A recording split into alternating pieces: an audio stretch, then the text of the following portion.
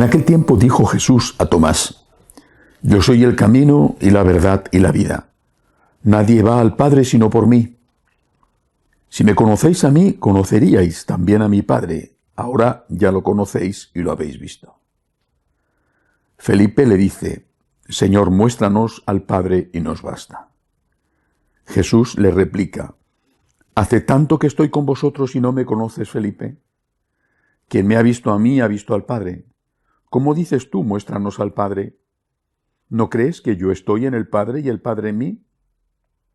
Lo que yo os digo no lo hablo por cuenta propia. El Padre que permanece en mí, él mismo hace las obras. Creedme. Yo estoy en el Padre y el Padre en mí. Y si no, creed a las obras. En verdad os digo, el que cree en mí, también él hará las obras que yo hago, y aún mayores, porque yo me voy al Padre. Y lo que pidáis en mi nombre yo lo haré, para que el Padre sea glorificado en el Hijo. Si me pedís algo en mi nombre, yo lo haré. Palabra del Señor. Hoy celebramos la fiesta de dos apóstoles, Felipe y Santiago. Santiago nos consta que era pariente del Señor, primo hermano, uno de aquellos que, utilizando el término que también se daba para los primos hermanos, es presentado como el hermano del Señor, uno de ellos.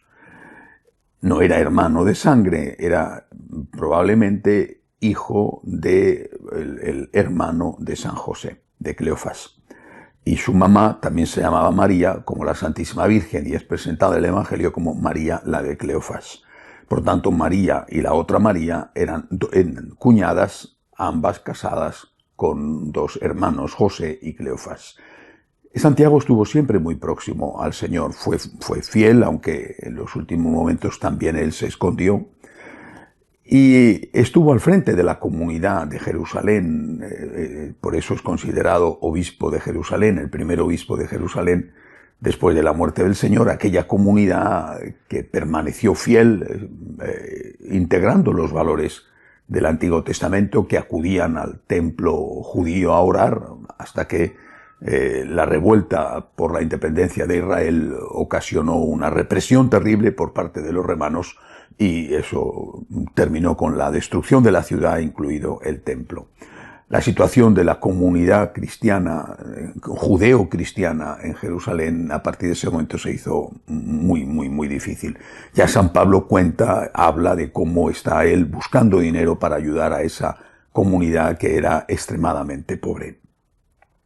Es interesante el debate, diálogo-debate entre el apóstol San Pablo y el apóstol Santiago a propósito del tema del cumplimiento de la ley.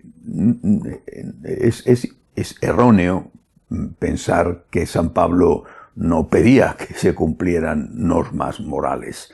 Es una interpretación equivocada de un fragmento de la carta a los romanos el pensar que la fe, solo la fe, sin obras, no sirve. Cuando uno lee el conjunto de los textos de San Pablo, y por supuesto más importante que San Pablo, de nuestro Señor, se da cuenta de que eso no es así. O sea, eso es una interpretación de una frase sacada de un contexto y además sin tener en cuenta el resto de las cartas de Pablo.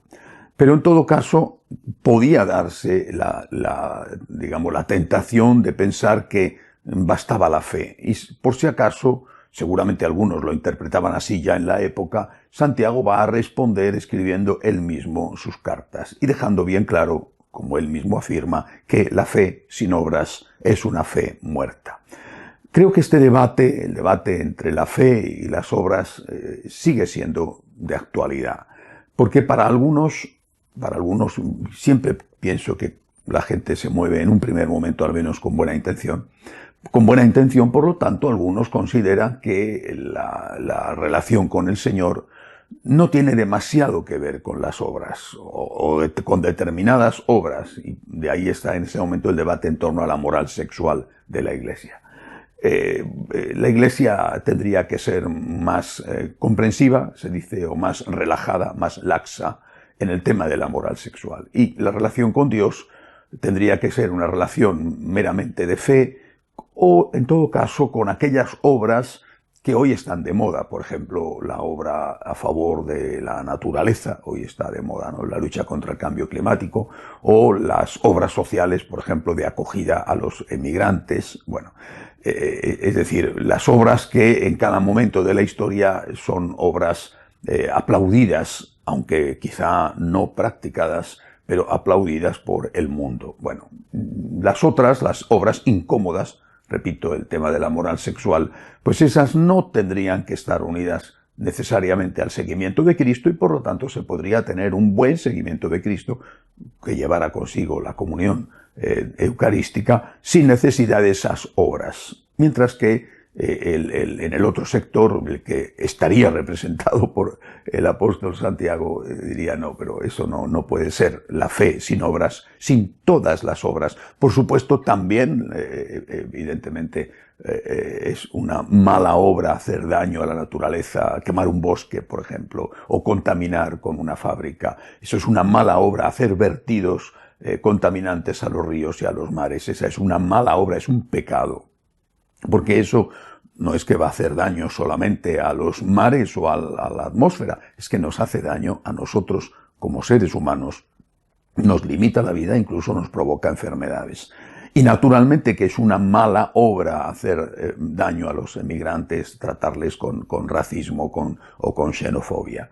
Pero no solamente esas son malas obras, esas serían las obras hoy consideradas malas por el mundo, pero también el adulterio es una mala obra, o la masturbación es una mala obra, o la pornografía es una mala obra. Es decir, que también dentro del campo de la moral sexual hay las malas obras que hay que evitar.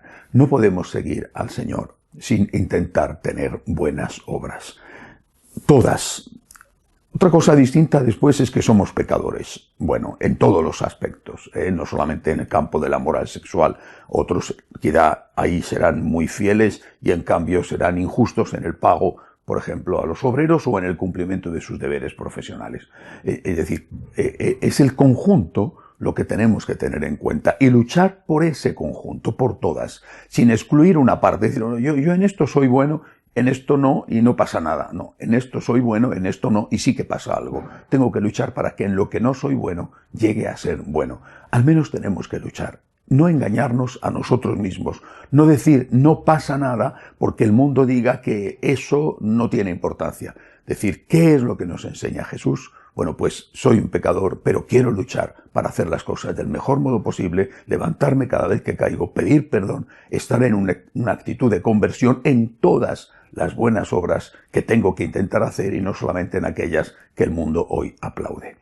Sigamos fieles a los apóstoles que fueron fieles a Jesús y sobre los cuales, sobre la roca de los apóstoles, está construida la Iglesia Católica. Que así sea.